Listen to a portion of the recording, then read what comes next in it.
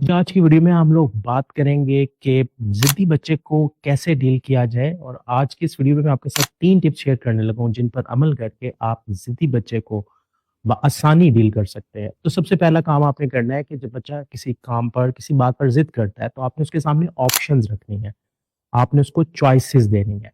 ये अमल उसकी ज़िद की रेजिस्टेंस को कम करता है और अर्लीहुड चाइल्ड साइकोलॉजी ने ये चीज़ साबित की है कि चॉइसेस देने का अमल उसके ज़िद की इंटेंसिटी को कम करता है। दूसरा काम जो आपने करना है वो ये करना है कि आपने उसके सामने जिस बिहेवियर को आप उसके अंदर लाना चाहते हैं वो बार-बार रिपीट करना है, वो बिहेवियर उसे दिखाना है।